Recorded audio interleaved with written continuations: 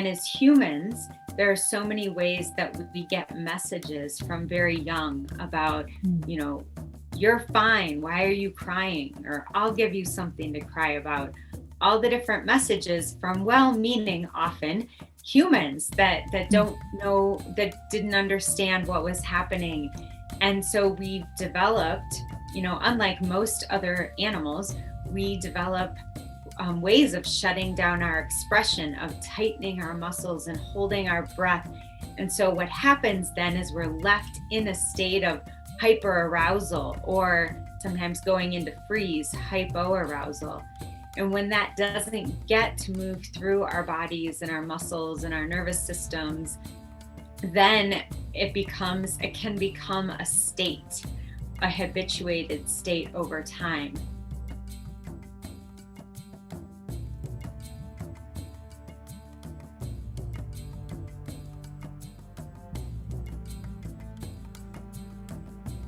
This speaker series is sponsored by the following organizations: Our Secure Future, a program of One Earth Future.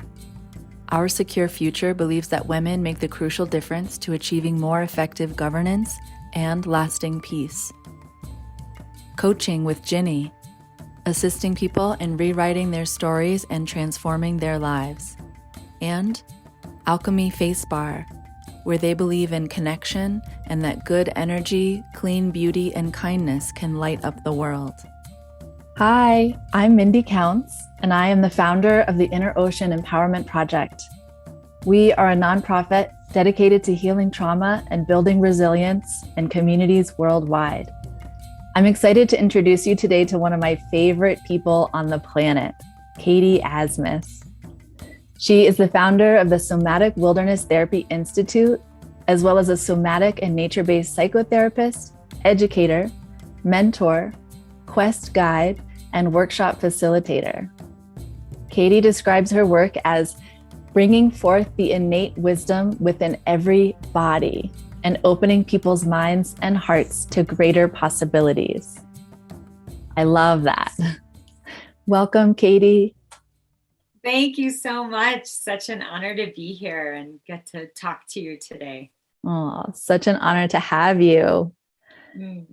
So can you share a little bit with our listeners, a little bit about your work, and feel free to go in any direction. I know I just introduced kind of your professional you, but you're welcome also to share a little bit about your heart work. Ooh, it's all one and the same, that's for sure. Goodness. So the things I most love and value in the world are humans, connection with the natural world, and continued growth and wellness and healing. And so everything that I do in my life is some way weaving those pieces. And so one piece is I have been working in conjunction and collaboration with the natural world for over 30 years, first as an experiential educator, and then weaving that into my therapy and therapeutic work with people. And back in 1997, I studied at Naropa, began studying at Naropa in somatic psychology with an emphasis in dance movement therapy. And as I was studying that, I was working with the natural world. I was also working at the Safe House in Boulder, so working with trauma. And all those pieces kind of came together with, continuing to weave in the natural world and all the rest of the work that I've done through the decades, and really becoming so aware of the prevalence of trauma in our world, really in that moment through the lens of domestic violence and also sexual assault, but really being awakened to the impact on our nervous system and really how that is happening to so many of us. Really all humans, I would say, in the world today have some level of impact on our nervous systems from the way that we live. And so that has continued those threads to grow and weave. And in this moment, I am a psychotherapist. I have a private psychotherapy practice. and institute. I have other practitioners working with me. I do a lot of training of therapists and healers in somatic trauma work, in nature-based therapeutic work, and also in ceremony and ritual. And so the other thread that has woven, and you and I have worked together in this arena, is ceremony and rites of passage and doing wilderness quests out on the land. We've done that together, as well as helping people trust themselves to create personally meaningful and culturally relevant ceremonies and rituals that really honor what's happening in their daily lives. So that's kind of an intro to what I'm doing here. Oh, it's such beautiful work and so powerful. And I'm curious if you could share with us a little bit about specifically this trauma piece, because as you and I both know, trauma is it's so prevalent. There's so many opportunities in our world today to experience trauma, and you have chosen your work to be with partnership with this experience. And so, yeah, can you share with us a little bit about kind of how you define trauma, what trauma means to you, and also because you have so much experience in working with trauma, how do you see trauma showing up today? How has it changed over the years, and not just in our world, but also in our nervous systems? Oh, what a great set of questions here. So yeah, this working with trauma and educating people around trauma and working with trauma has been a major part of my work since graduate school. So really in 2000, I developed my first trauma training for outdoor adventure educators to recognize and work with trauma through somatic and body-centered interventions. And as I talk about it, I always begin with, what am I talking about when I'm talking about trauma? What's my definition? And really, this is influenced from a somatic psychology perspective. And so the definition that I use is the body-mind's response to a life-threatening or perceived life-threatening experience that does not fully sequence through the body. And so I'm going to say that again. The body-mind's response to a life-threatening or perceived life-threatening experience that does not fully sequence through the body. And two pieces are really significant there. One is life-threatening or perceived life-threatening, that whether it objectively is or not, if our survival brain is perceiving it as life-threatening, the same thing is happening in our nervous system, the same response in our muscles. And that the other piece that's significant, that doesn't fully sequence through the body. And so when we have that fear response, there are many ways that our bodies sequence or move that through, which includes maybe running or fighting or screaming or crying or shaking. And as humans, there are so many ways that we get messages from very young about, you're fine. Why are you crying? Or I'll give you something to cry about. All the different messages from well-meaning, often humans that don't know, that didn't understand what was happening. And so we've developed, unlike most other animals, we develop ways of shutting down our expression, of tightening our muscles and holding our breath. And so what happens then is we're left in a state of hyperarousal, or sometimes going into freeze, hypoarousal. And when that doesn't get to move through our bodies and our muscles and our nervous systems, then it can become a state, a habituated state over time. And when we're in that habituated state, one is, it's easier and easier for our system to go there because it's familiar. So it takes less and less to trigger that state. We also then end up walking around the world feeling this way, and then looking to see, why do I feel this way? Is it because you're looking at me this way? Is it because that's happening? And then again, that kind of reinforces the state in our system. And that state is really what I call trauma, because, often we think about an event as trauma or traumatic, but the same event experienced by three different people are going to have three different impacts based on our perception, based on our level of support or trust in our own expression. And then again, really what we're left with is the trauma. And given that, when I teach about it, I also say to be human is to have trauma, some level of trauma, right? On the spectrum, there's sometimes they talk about big T trauma and little t trauma, but all of us really as humans, or most of us, if not all of us, essentially end up with some level of unprocessed energy, because there are situations where there hasn't been enough safety, or hasn't been enough support or clarity or permission to really move that through. And I think there's something important about that, which is to really bring in compassion and understanding for ourselves and for all of our other fellow humans, because trauma in and of itself, with that, from that definition, is wise. It's a very wise response. It's a survival response to a hard situation, a scary situation. And within that response, and when we understand the response and what is attempting to happen, in that is also the key to unwinding the trauma or moving through the trauma, and ultimately shifting those habits in our nervous system so that we can feel different, so that we can have a different relationship with the world and perspective of what's going on. I know I'm saying a lot here. No, it's great. I'm just digesting. It's wonderful. It's a lot to digest.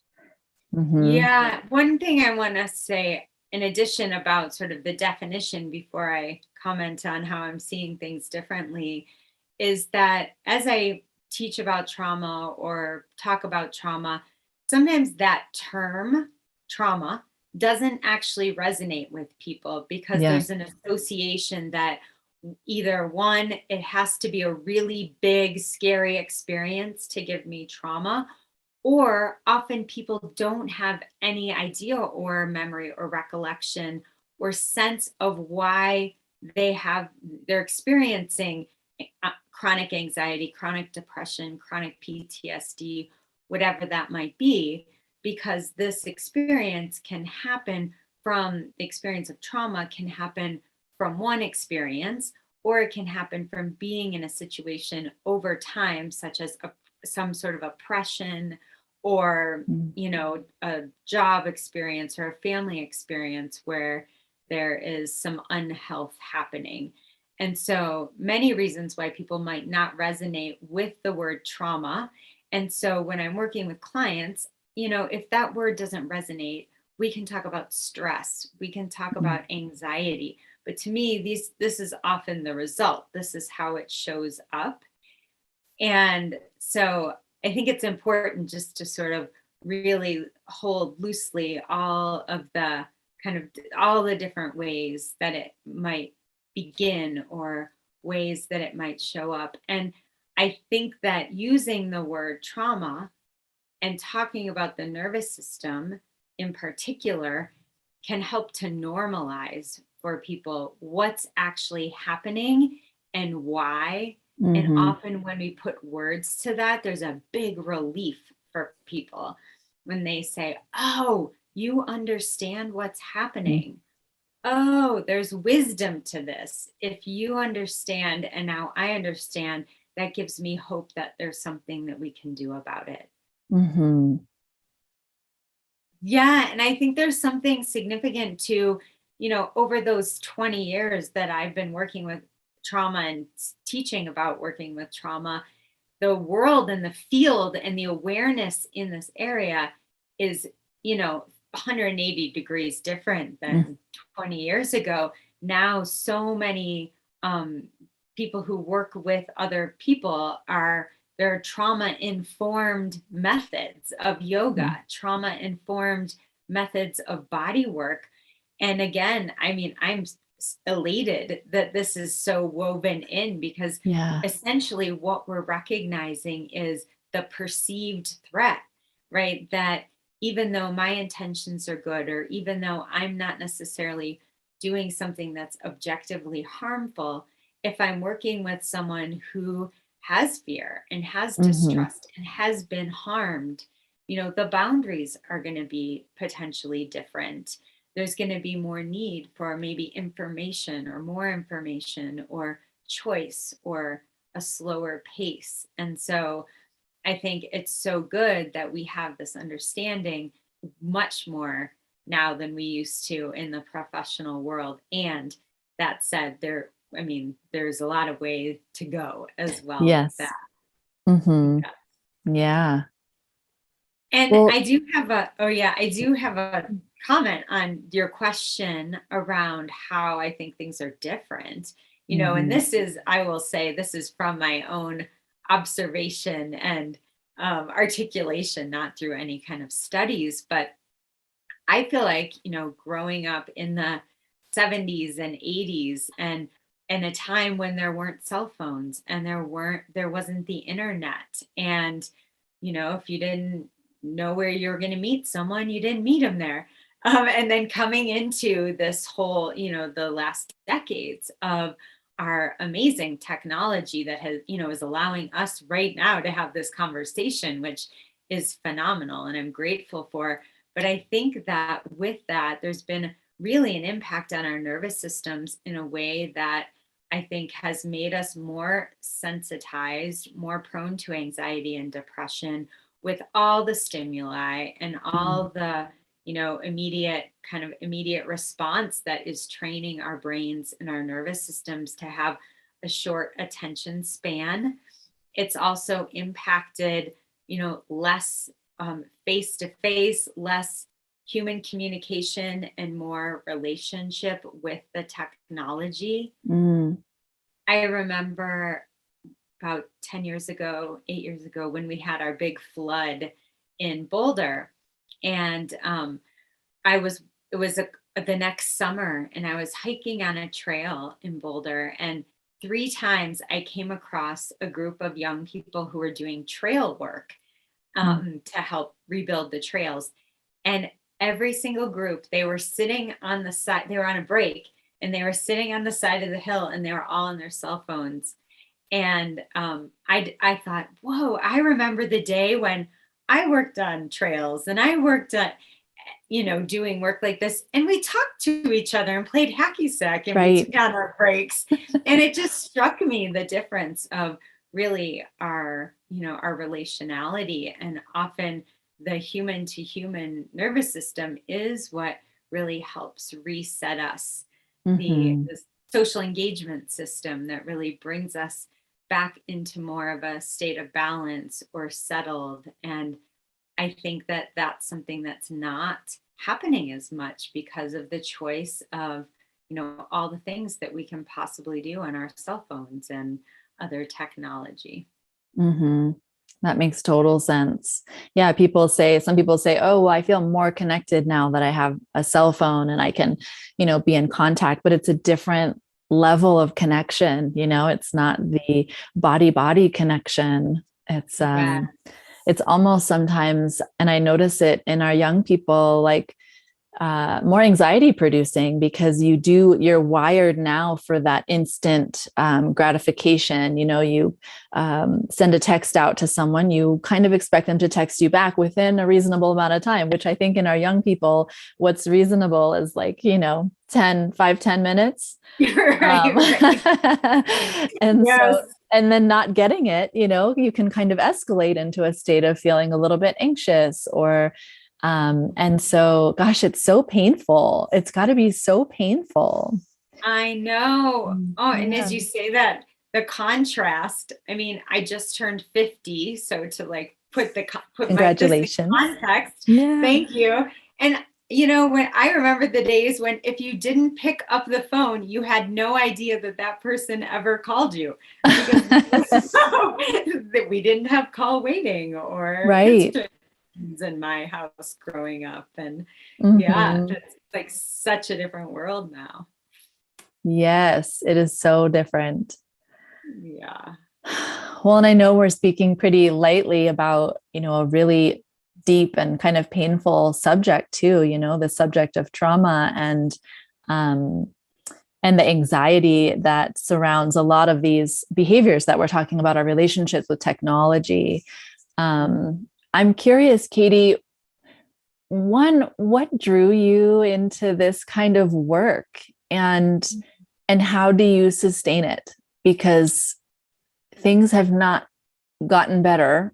And so, I mean, maybe in some ways things are better. We're getting more educated around trauma, traumatic experience, and the nervous system.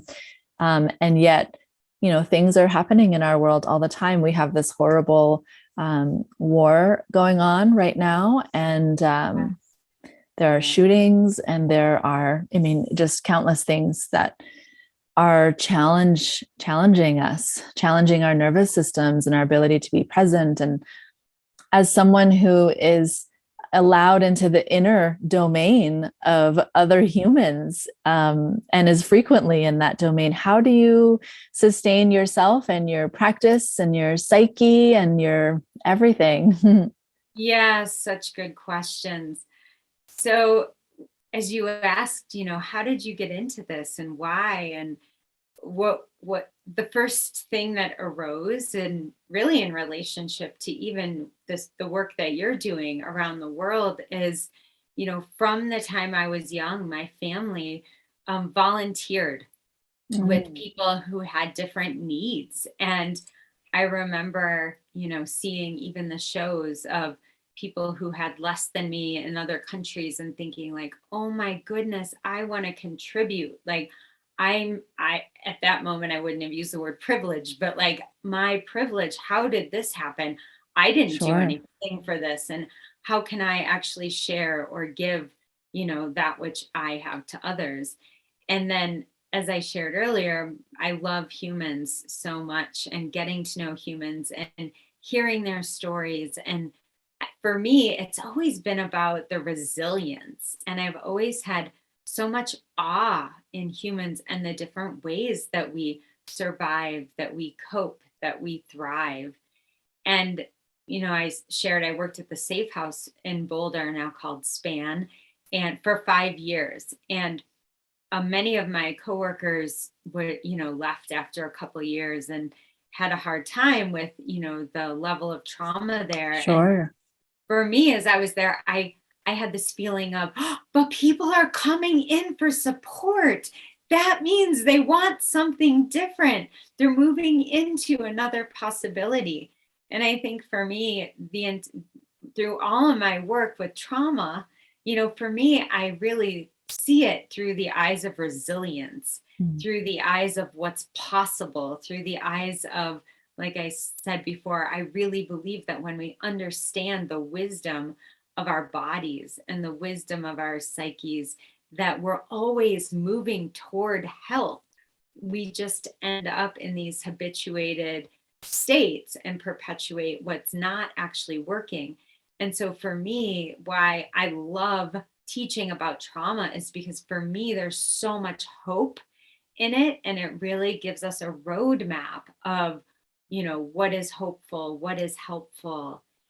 And in these moments in the world, yeah, I mean, there's the last couple of years, we've had so much what I would say call community trauma, and even global trauma with all the things. We could name 5 easily, right? And the current war, which is horrific, right? I mean, so much horrificness happening. And what I keep coming back to in myself is, what do I do now? Like, what do I do right now? And really not taking for granted what is here, the flower that is blooming in the spring, the tree outside my window right here that's blowing in the wind, that I just, had a hug with my husband who came home for lunch right now.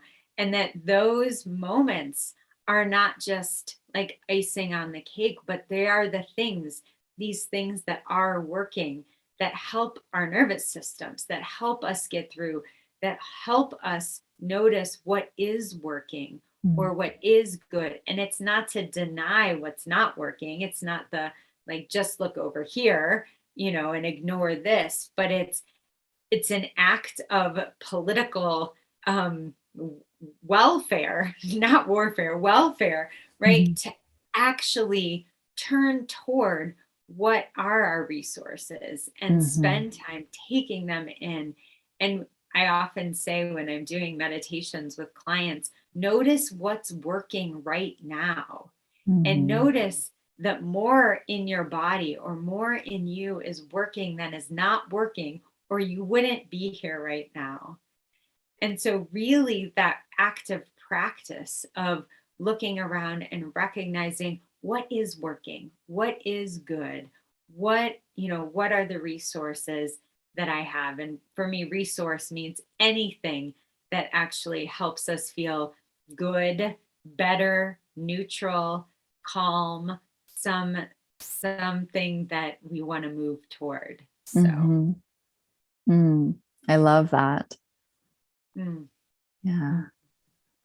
I'm thinking about some of our listeners who would probably feel, who I know are feeling really excited to get engaged in service in some way, the way you were at the safe house, feeling like, oh my gosh, there's so much I want to be doing. There's so much more I can be doing in my life. I want to have a meaningful life. And, but who feel really scared of, getting swallowed up by trauma, and swallowed up by challenge. How would you work with somebody like that? Or what words of wisdom would you say to somebody who is feeling that? I hear this all the time. People will say, oh, well, I can't listen to the news. I don't even want to know what's going on because I'm afraid that I'm going to get sucked in, and then I'm going to be drowning and I can't come out. I can't come up for air. And yes. so, yeah. Wow. Well, so many things. One, with that last piece, is it's okay to have boundaries.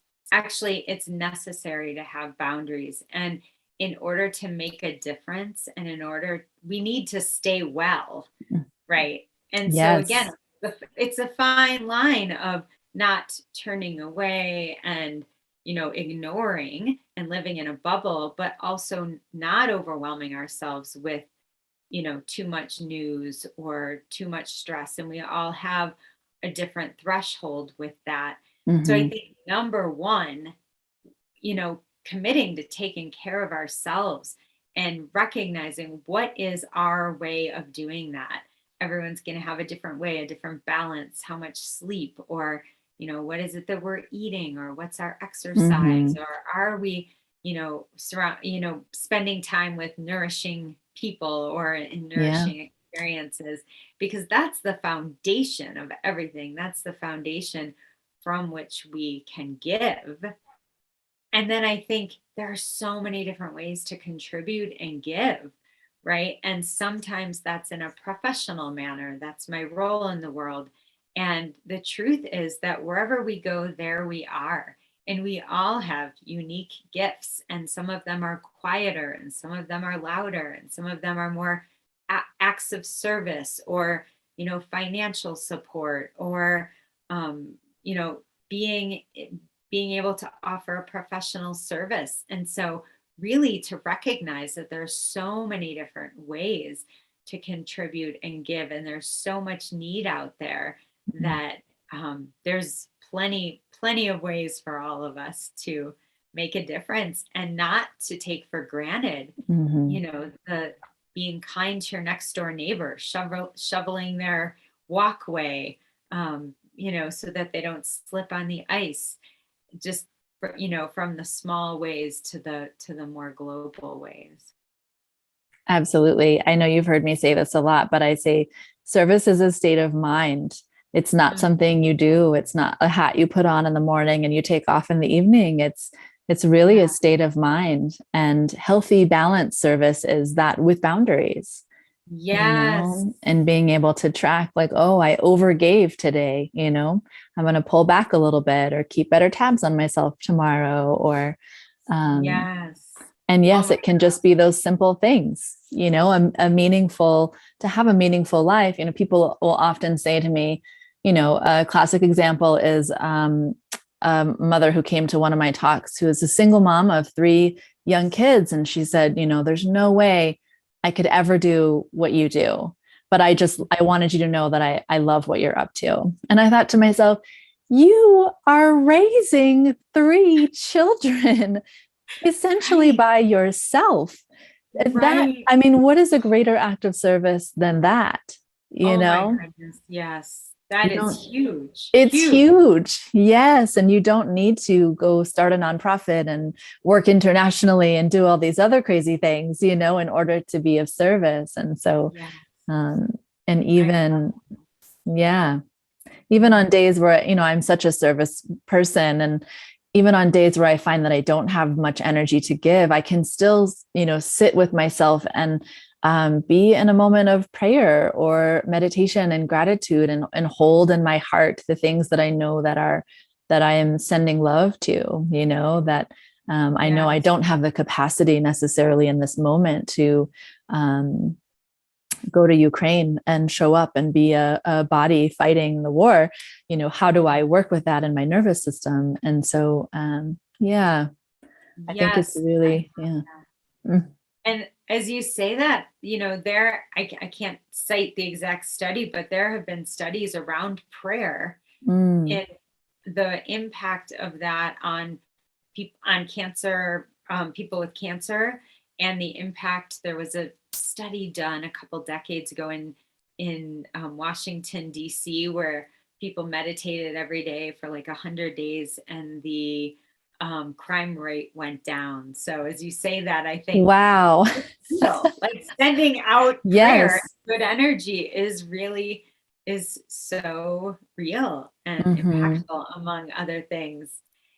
And I also think about, obviously everyone's different in every situation, but for me, serving has been something that's also given me energy at times and given me appreciation and care. And I know, in different kind of recovery programs, one of the key steps is really giving back. And it's been shown that when we can give back, we feel more on purpose, purposeful, and that also can, in and of itself, be resourcing for us. Mm-hmm. Yeah. Thank you for mentioning that.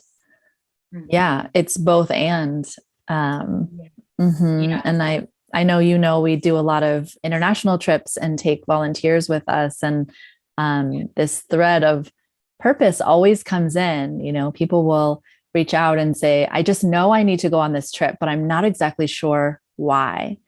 Or some will say, I don't really know what I have to offer, but I know I have to come. So I'm putting my deposit down. And I find that, yeah, a lot of us Westerners will end up going and volunteering and thinking, I'm here to offer this service to you. And then what we discover on our trips is we come home and our cups are filled. We might be physically exhausted, but our cups are so full from having Mhm. been in that exchange. And Absolutely. yeah, it's really Yeah. beautiful work. And people come home and they go, I know what I came here to do now, and feel really excited about it.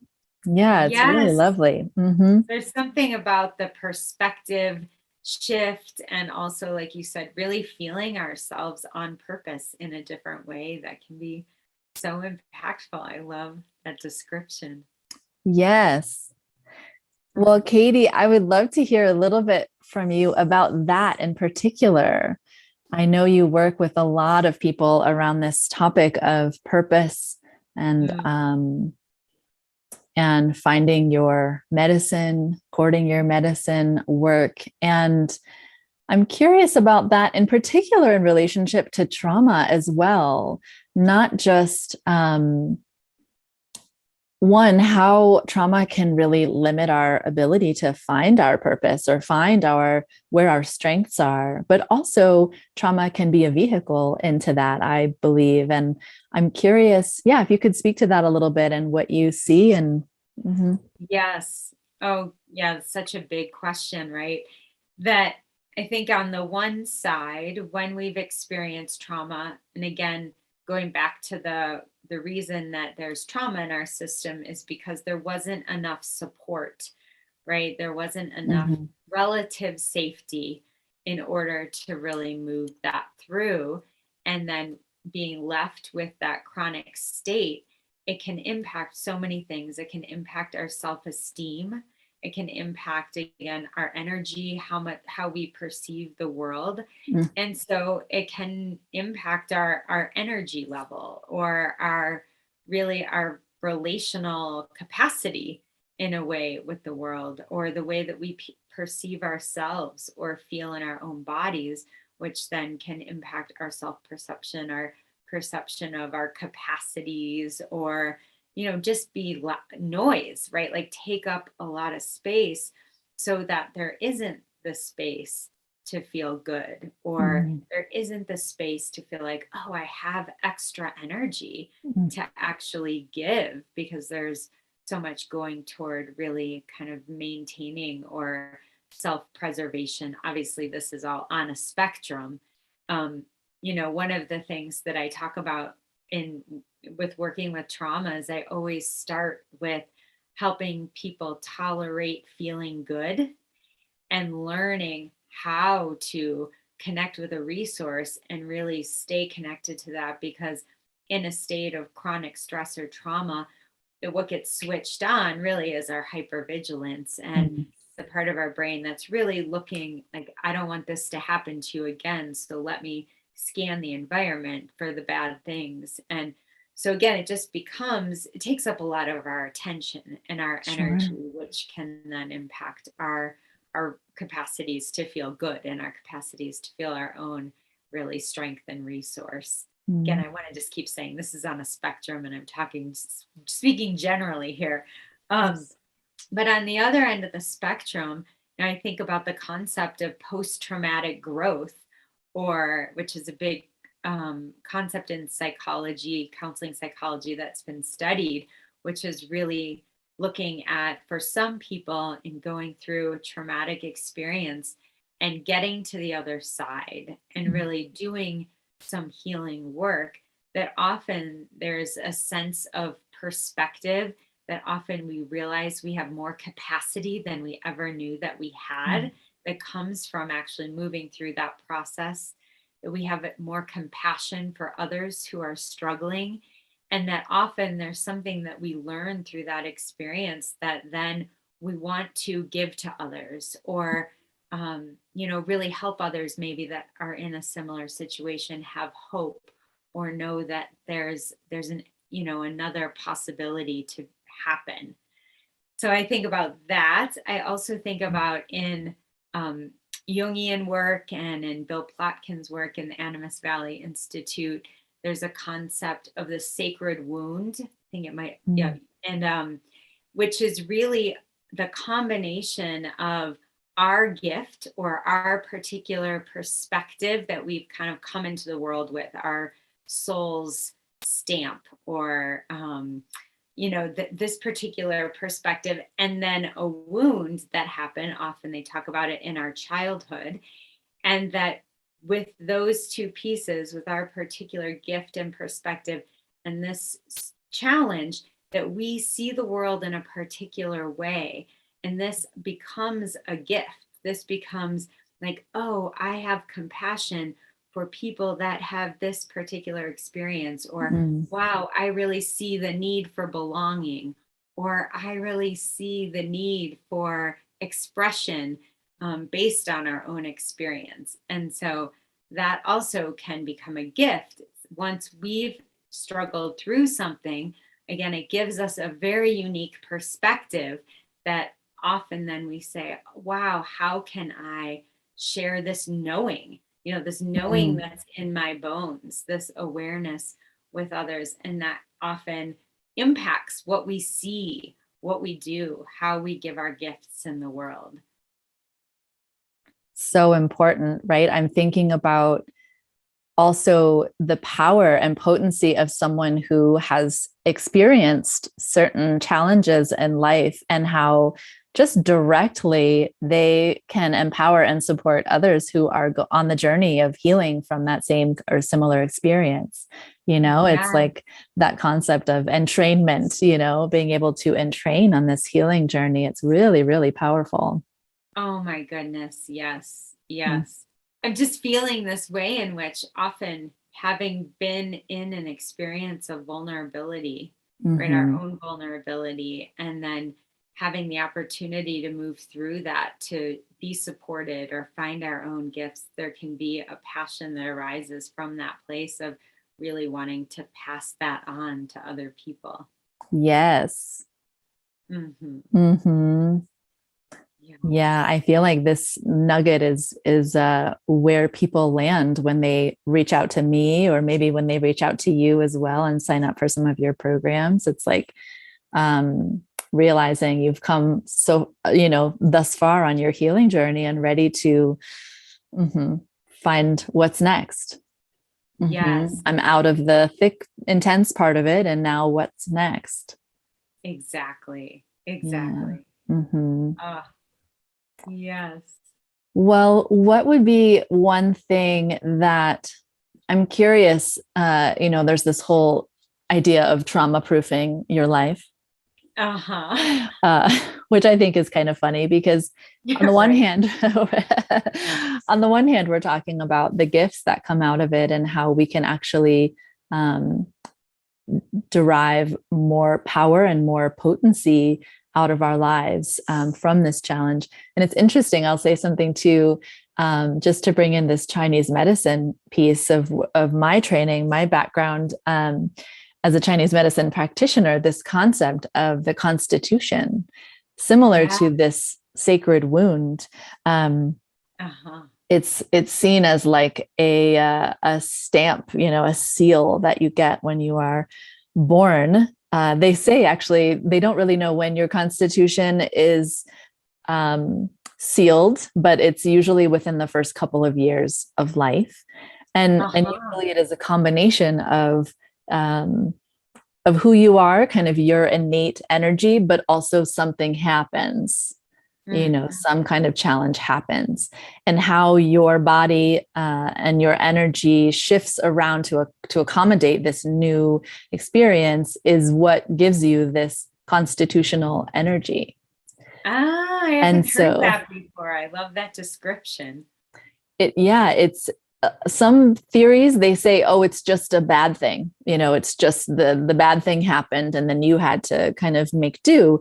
But the school of thought that I'm from is that it is both. It is the challenge and also how you had to work with yourself, body, mind, and spirit to still function and live your life and show up and all of these things given this challenge. And so um, a farmer who has really crappy irrigation on his land, he's going to become an expert at irrigation and water and growing plants, despite Yeah. this crappy situation after some time, right?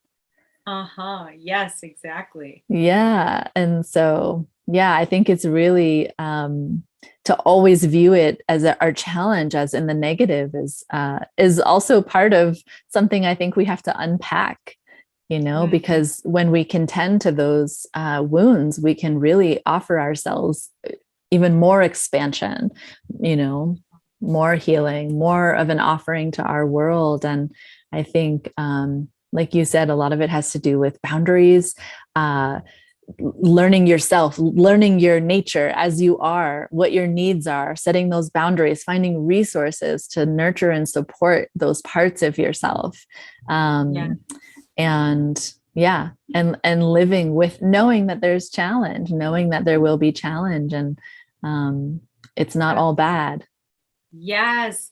It makes Yeah. me think of, in the work of post-traumatic growth, there's a Mm. question which is, after this situation or, experience that you've had that was traumatic and moving through and doing some of the healing work, the question then is, what's possible now that Mm, wasn't possible before? mm, What do you know now that you didn't know? What are the gifts that you can pass on that you didn't have before? And even that question, in the question inherently is an assumption that you've gained some jewels, you've gained mm. something from that experience, which I love that question, obviously asked Yes. at the right moment when Yes.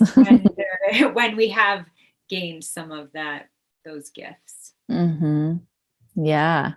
I love that question. Hmm. The other thing that was occurring to me, and as you were just speaking, was just the importance of really consciously building our resilience. Mm, And I think about, there's a lot at this point written out there on resilience.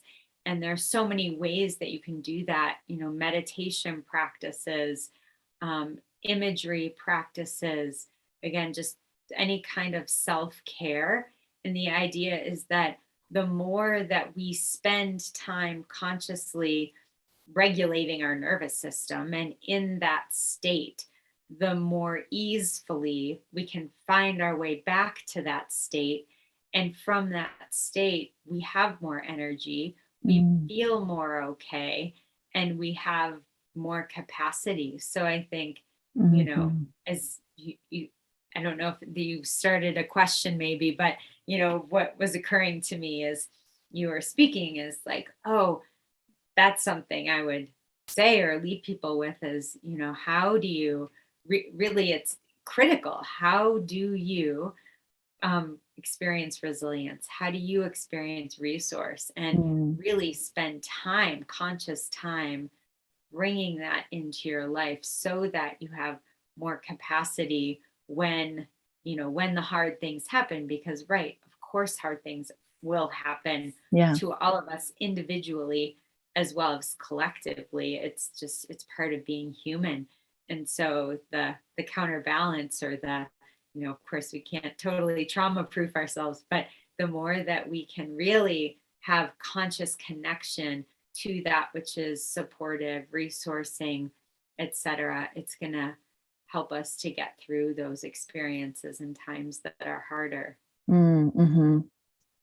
Well, and is there, given your work in the natural world, is there one thing that you could share with our listeners that maybe they could try on, working with the natural world, to see if it's part of their resourcing and part of what will help them build resilience? Yes, I love that question. So much of my work really is connecting with nature as a resource. And everyone's relationship with nature is different. There can be also challenging relationship with nature. And but some of the invitations that I like to give to people are, actually I'll share two. One is a wander in nature. I call it a gratitude wander, Mm, which is really it could be wandering in your backyard or wandering down the street or wandering in a park or on the trail. And really just to open up your senses and let your attention to go to that which pleases you. mm, And really, that's the directive. Just notice what pleases you. And when you find something, hang out with it.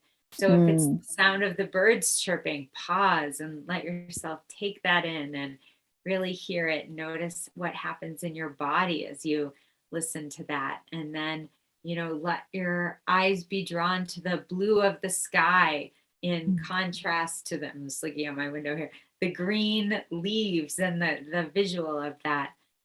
So that's one, really taking mm. time to wander and see what pleases you.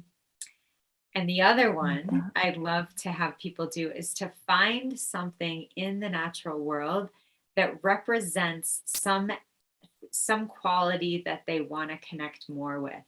So Mm, whether that's wisdom or peace or vibrancy, and then to again wander, could just be in your backyard or somewhere, and allow your eyes to be drawn to something in the natural world that has that quality or that represents that for you, and just sit with it and see what it's like to take that in visually, or with all your senses, and maybe even have a conversation with it, see what it has to tell you about that quality, and can be a beautiful exchange, and just ahas in that. Mm.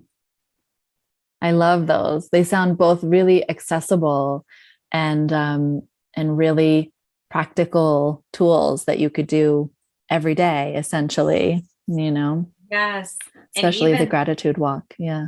yeah, and both of those, I teach people, practitioners, to incorporate nature in their work with clients. Mm, And through the pandemic, I've been doing that online. mm, And so in my courses, I have people also do that inside, to see, like, oh, look around and see where is nature in your home.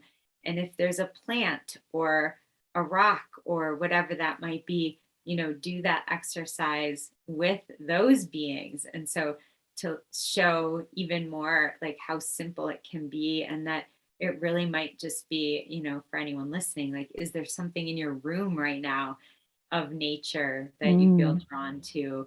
Could even be an image, a photo of an eagle on my wall, and mm. be with that. So it can be very, yes, very simple and very accessible. Katie, I have one more question before we wrap up. Great. What is it about nature? Why do you use nature? I feel like we sort of walked right past that because it's so comfortable for you and I both. And yet I realize there are some people listening who are probably like, why do they keep talking about the natural world, and why nature? Oh my goodness, Mhm. so multifaceted, Mm, its potentiality for health and healing. And one of the things that I always say is, we are nature, right? We are the natural world. And throughout time, as humans, when we live in sacred relationship with nature, our lives are better. We are healthier. There's so much reciprocity that's mm, happening.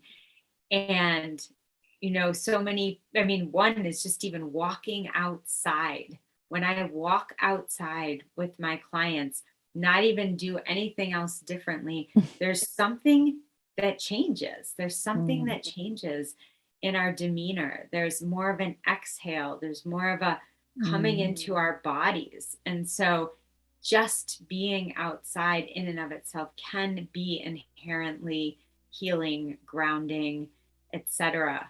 Obviously, depending on the weather and people's relationship with that too. Um, and there's so much metaphor that happens. There's so much, we can see all the cycles of life and death and beauty, and it's so dynamic and um, ever changing again, which also brings us into our bodies. And so many people talk about feeling most connected to their spirituality, or a sense of something greater, or a greater sense of interconnection in nature. mm, And one of the bodies of work I do is EMDR, eye movement desensitization and reprocessing, a psychotherapeutic model. And one of the questions we always ask is, find a place, a safe or calm place. And this could be a real place you've been, or a place in your imagination. And I will tell you, I've been doing this for like 18 years. And I would say that 90+% of people choose something, a space in the natural world, either a mm, real place they've been or an imagined place.